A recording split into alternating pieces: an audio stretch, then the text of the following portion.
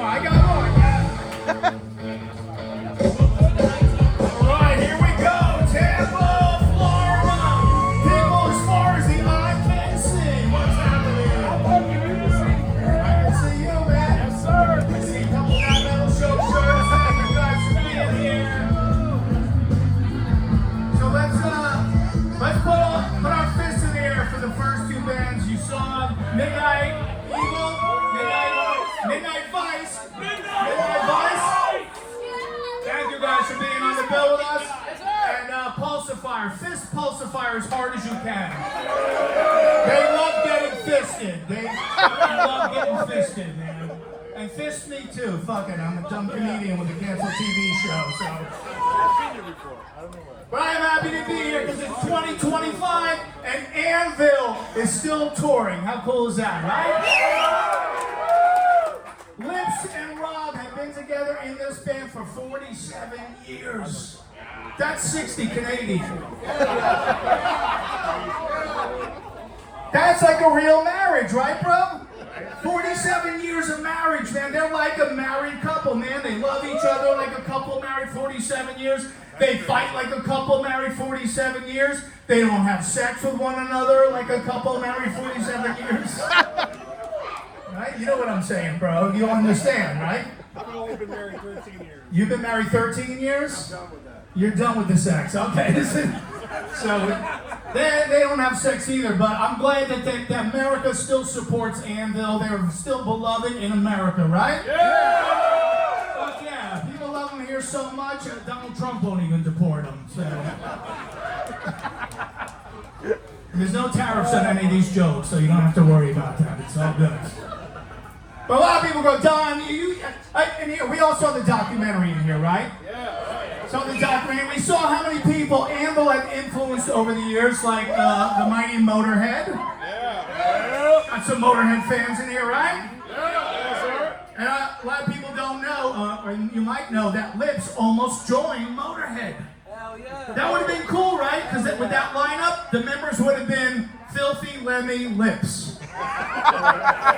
And any good groupie knows you need a really filthy pair of lips to give some really good Motorhead, right? Even Metallica pays tribute to Anvil, right? A little band named Metallica. Still, all right, a couple people still hanging in there. The rest of the crowd's like, fuck them after Master of Puppets. I don't like that shit. I like the new album. It's called 72 Seasons. Yeah. It's a whole record about the last time my New York Jets won the Super Bowl. Yeah, even longer than that, right? If the Jets were a Super Bowl song, a Metallica song, they'd be called Sad But True, right? Yeah, my Jets, they choke harder than one of Tommy Lee's groupies. He's got a big dick, folks, in case you didn't know. To his knees, that's right, brother. See, this guy knows everything. I like this guy. You're my boy right here. Because you understand, a lot of people don't understand that you can mix comedy and rock. A lot of people don't go, Don, you can't do that. I go, no. Comedy and rock go hand in hand like Gene Simmons and Greed. Right? Like Steven Tyler and Chapstick. Like Kanye West and Nazis. You know what I'm talking about. Don't get sensitive on me, metalheads. Like P. Diddy parties and baby oil. You know what I'm saying? Because you gotta have fun when you do this, man. I started opening for bands because I used to do a TV show called That Metal Show. I see a couple shirts out there. And the first person who ever came on the show and asked me to open for their band was Dee Snider from Twisted Sister. We all know Dee here, right? Captain Howdy, he was like, Don, would you ever want to open for Twisted? I go, yeah, I learned how to curse on stage from watching you, D, right? So that day I wrote my first rock and roll joke. I was like, I remember the first time I saw Dee Snider in the music magazine, I was like, holy shit, Sarah Jessica Parker really let herself go, didn't she? And then I never opened up for Twisted Sister again after that. Can we turn up the monitors a little bit, please? Then another band I want to tour with was Faster Pussycat. You guys know Faster Pussycat? First time I went out on tour with them, there's a viral video of them playing live in concert, and the bass player was so drunk, he blacked out before he played a single note at a concert. That's rock star level shit, right? Singer comes out, introduces the first song, the bass player goes down faster than one of Bill Cosby's dates. But I toured him for 2 months. He did not fall down once. You know why? Because he had finally discovered cocaine. Got a big cocaine fan down here. I'm not saying that guy did a lot of blow, but at one point he sneezed and Hunter Biden flew out of his ass. Then I toured with another band called Nashville Pussy. You guys know Nashville Pussy?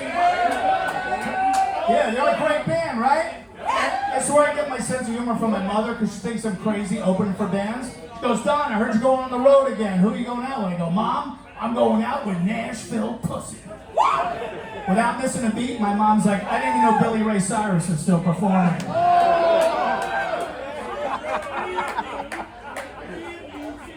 And they love the ganja, man. Who likes the ganja in here? Anvil loves the ganja, but Nashville Pussy, I'm not saying they're burnt, but they're fucking Creole, is what I'm saying, all right? They're fucking Cajun at this point. But they were so fun to tour with, man. And their guitar player, Ryder Size, is a female guitar player. She kicks ass. Yeah, she was in the top 10 Guitar Player magazine, all-time rock guitarist female. That's pretty cool, right? Yeah, she was right between Lita Ford and CeCe DeVille from Poison. They got me so high, man. They came to my house. We smoked so much pot. I almost ordered cheeses in bulk off of Amazon. Luckily, I was so high, I was talking to a Yankee Candle instead of my Alexa. Saved like $300. It was beautiful. Then I toured with Zakk Wylde. You guys know Zakk and right? Remember when Zakk joined Ozzy's band in like 1987? Remember 87 when Bon Jovi was still a rock band? Right?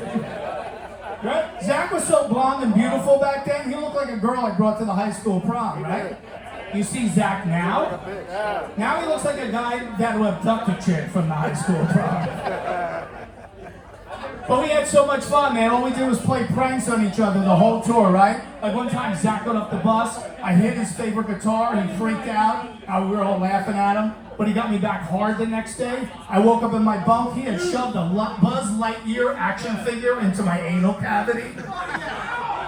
And then they called me Buzz Tightrear for the rest of the tour. I'm glad Zakk and Ozzy are doing it one more time. You got anybody going to that show in England? No? Are you going, Jill? Yeah, it's going to be great, man. Because Ozzy, we owe a lot of this shit to Ozzy and Black Sabbath, right? All the music that we love is, and nothing kills Ozzy, does it? Man, he keeps coming back. Remember he almost died in an ATV accident like 15 years ago? Right? They were counting him out. Luckily, Sharon wouldn't let him out of his contract. Then Ozzy cheated on Sharon, right? And then she sent him to sex rehab, but he never loses a sense of humor. This guy's interviewing him, he goes, hey Ozzy, do you have anything to say to your wife before you go in? He goes, I guess tell her mama I'm not coming home. Then they told Sharon that, and she goes, oh, it's all right, Ozzy's just in a dark place right now. Oh, really? Ozzy's in a dark place? The guy that bit the head off a dove, a bat, who peed on the Alamo and took a shit on a conference room table in a record company meeting? That guy's in a dark place? That's what I'm fucking paying for. Yeah, he's the Prince of fucking Darkness, right? He's not in Fall Out Boy, he's fucking Ozzy, right? Prince of fucking Darkness, right? Exactly, Mike. And where would we be without Black Sabbath, man? Black Sabbath, the greatest heavy metal band of all time. Yeah! Arguably, right? Because they created heavy metal. What's your favorite Sabbath album out there? Sabbath Blaze Sabbath! Sabbath Blaze Sabbath. Who said Volume 4? I like them all, but you know why I love Volume 4 is because when they were recording that album in 1972, they spent $75,000 in cocaine making that album. Now, yeah, exactly. Where do you think Snowblind comes from? Now, I know for Charlie Sheen, that's just a weekend. I understand that. But Black Sabbath did so much cocaine in the 70s, Manuel Noriega bought cocaine off of Black Sabbath, right? They bought so much cocaine it came with a punch card after a while. Buy 9 kilos, you get the 10th one free. That album is 42 minutes long. They were so gacked up when they recorded it, they did the whole thing in 11 minutes. People who have done cocaine, explain that to the people in here who have never done cocaine. And at the time it took me to explain that joke, Mike Portnoy just joined 7 more side bands, so. Can't do a lot of Mike Portnoy jokes in regular, I can't do that at Side Splitters next week, but yeah, Sabbath, man, and here's what I love about rockers, man. I feel like there's a few sensitive people in here, but for the most part, rockers, we are not politically correct. We're the last people who are not PC, am I right? Yeah! No one's getting offended here by anything, right? We're not changing our language for 2025, right? We're not walking around calling Black Sabbath person of color Sabbath. Right? It's not gun control and roses. It's not white privilege snake. It's not hearing impaired leopard. Nashville pussy's not Tennessee female reproductive organs. Red Hot Chili Peppers are an indigenous Native American hot chili peppers. AC/DC's not bisexual Australians. How many AC/DC fans are here besides every single person in the room? Right? AC/DC, man, they're touring the U.S. God bless them, man. I saw an AC/DC tribute band a few weeks ago. They were called ADHD. Yeah, they played the first third of every song. And they went right into the next one. I'm like, get these fuckers some Ritalin. I'm gonna hear Back in Black in its entirety, man. And I mentioned Whitesnake too, man. I love Whitesnake. And I don't want to brag, but a couple weeks ago I opened up for a Whitesnake tribute band in the parking lot of the Wawa on Dale Mabry. They were called Here I Go Again. But the band that did it all for me, Cocaine Girl, the band that did it all, she's back. Little key bump in the bathroom. I know what's going on here. It was Kiss. Kiss was my gateway drug to all this stuff, right? Kiss fans in the house? Did you see, who saw the End of the Road tour? Anybody? Yeah. I saw years 5 and 8. Which ones did you see? That was the longest farewell tour of all time, wasn't it? That lasted longer than their original career actually lasted. And when I went, it was right after COVID, so there's two sections, vaccinated, and if you were unvaccinated, you sat on Gene's side, and whenever he breathed fire, it killed all the COVID in the room. So. And I love Kiss, but should a band at Kiss's age really be singing songs like Christine 16 at this point, right? They should be singing about women their own age, like Mildred 73. And I want to be political, but I will say this. In November, I did vote for the old, overweight, egotistical, blowhard with the bad hair. That's right, I voted for Gene Simmons. The God of Thunder, and he's still a hero to mine. He's the greatest marketing genius in all of rock and roll, isn't he? Who joined the Kiss Army when they were young, man? Right? Remember you sent them like $5, they sent you a whole bunch of crap you didn't need, right? First product I ever got from Kiss was the Kiss toothbrush. Yeah, you brush your teeth with it, it makes them whiter than their fan base. Then Gene Simmons came out with a thing like 7 or 8 years ago called the Gene Simmons Vault. This is my favorite thing, right? It was a bag safe with 50 years of unreleased songs, unfinished tracks, demos, right? And for only $50,000, Gene Simmons himself would bring it to your house, right? Wait a minute, you're telling me, Gene, for the price of a luxury car, you'll hand deliver me a box, an old Jew in a sparkly outfit, a box full of songs even too shitty for a Kiss album? I'll take 2 of those, Gene. I don't need the Tesla, someone's gonna put a swastika on it anyway. And when I was young, Gene dated Cher back in the 70s, man. That was the first power couple, right? Gene Simmons and Cher. And what a lot of people don't know is she wrote that song, If I Could Turn Back Time, about dating Gene Simmons. And the original title was, If I Could Turn Back Time, I Would Have Fucked Ace Frehley instead. Ace! I told Ace that joke a few weeks ago backstage. He didn't even laugh. He just went, of course you would have. Ace is a rock star, man. Hell yeah. And they all retire and they come back. Kiss is already back in Vegas, right? Motley Crue came back again. Now, I love Motley, but they probably should have stayed retired. Let's be honest, right? Yeah. Because if you go see Motley now, Vince sings like 3 words of the song. He puts the mic out. You guys got to sing the rest of the song, right? If he sings any less lyrics, they're going to have to tour his Motley karaoke after a while. But Tommy Lee's still one of my favorite drummers, right? Tommy Lee's still a great drummer. Fuck yeah. Hey, you gotta respect a man who could blow the horn of a boat with his erection. Right? I couldn't even blow the horn of a big wheel with my erection. And don't ask me how I know that, sir. Tommy Lee's hog is longer than the Dream Theater song. That's all I'm saying. Who else came back again? Everyone comes back again. They all say they're going to retire. They come back and they go again and again. Guns N' Roses, right? Yeah. When they asked Axl, when are you getting back together with Slash and Duff? Never in this lifetime. We got 10 years of Never in This Lifetime tour now, right? And I like it, man, because to me, Guns was one of the most hardcore bands ever. Because they were recording their album Appetite for Destruction in 1987. Remember 87 when Bon Jovi was still a rock band? They were so poor back then, they actually all lived together in a storage unit in Los Angeles. That's dedication, right? That's why I wish they had that show Storage Wars on the air back then. Can you imagine that? I paid $1,300 for that unit. I got 2 groupies, 3 pounds of heroin, and Guns N' fucking Roses, man. You see a guy wheeling Axl behind him on one of those hand carts. Guy next to him's all pissed off because he got twice as much for the other unit and he got fucking Coldplay. No, I like Coldplay. I do. Whenever I run out of Ambien, I always pick up one of their CDs. So. Scorpions retired in 2014. Now they're celebrating 60 years together, right? And I'm cool with that. Here's the problem. They sold out a little recently because I saw they used their song Rock You Like a Hurricane in a Fiber One commercial. Yeah, I shit myself when I heard that.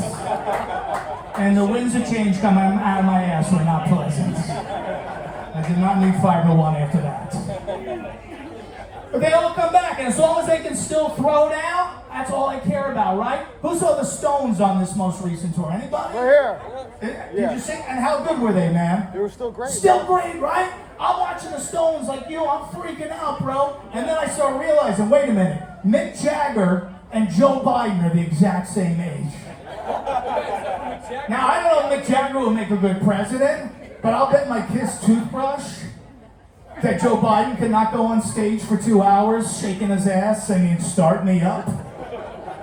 Help me up, maybe. Call you the tumbling dice, Joe. Time is not on your side.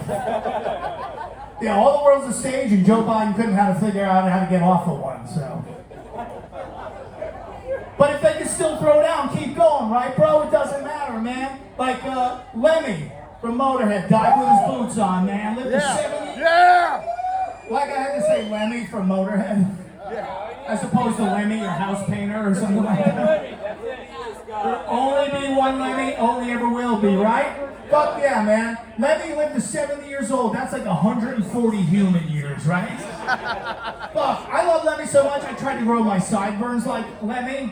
Didn't work, right? On him, they look cool. On me, weak. On him, strong. On me, it looks like I'm being ear-fucked by 2 chipmunks.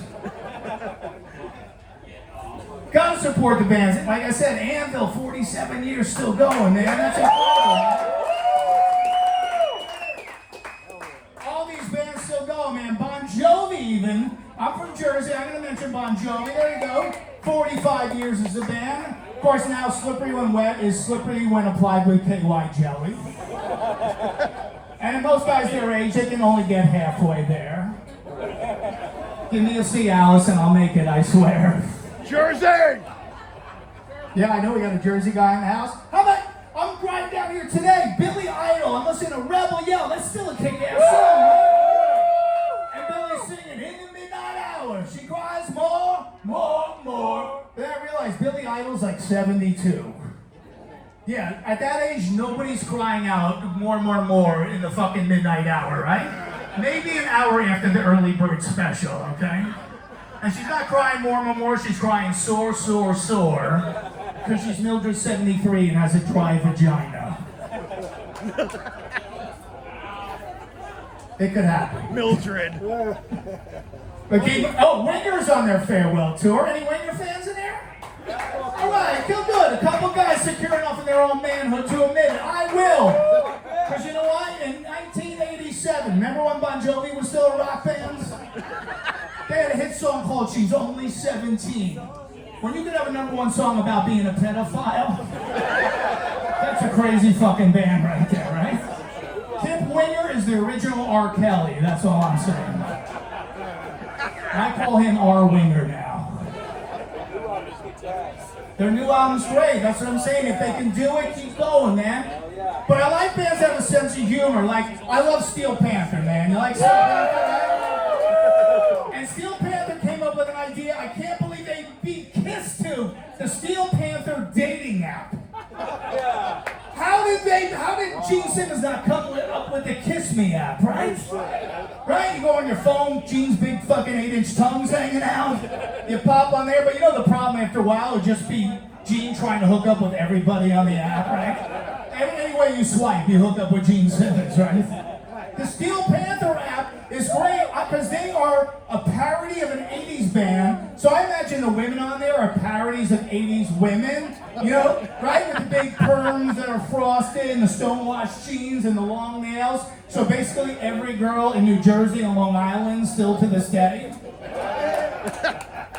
I would date any girl on this app because you gotta have a sense of humor to love Steel Panther. If you love a band who has songs called Gang Bang at the Nursing Home and Poontang Boomerang, you're a fucking keeper in Jersey where I'm from, alright? In fact, I do a mashup with Ted Nugent and Wang Dang Sweet Poontang Boomerang, and that would be my fucking wedding song right there. So. It ain't gonna suck itself. It ain't gonna suck itself, that's right, sir.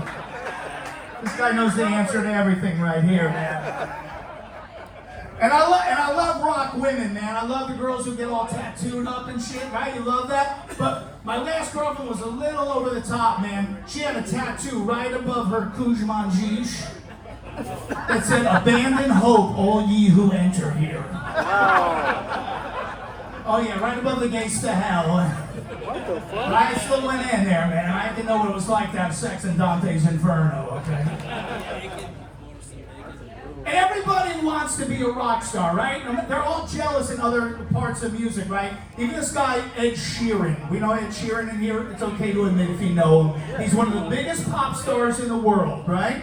Which is crazy to me, because he came out a couple of years ago and he said in the press, "Oh, one day I'm not opposed to putting out a really heavy death metal album." And the next day, the death metal band, Cradle of Filth, put out a statement saying they were not opposed to one day putting out a painfully shitty pop album. I mean, it happened. Have you seen Ed Sheeran, man?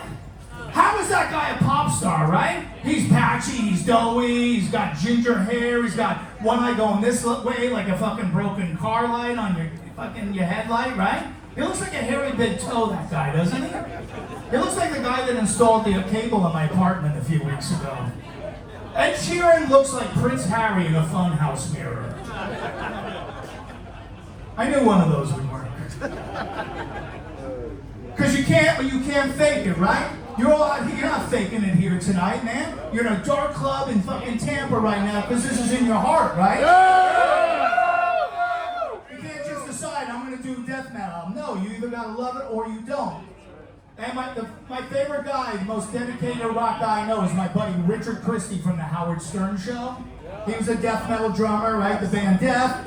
And whenever Iced Earth, a lot of bands, man. And when he goes to see his favorite bands play, does anybody know what he does? He wears a diaper. He wears a diaper to the concert, right?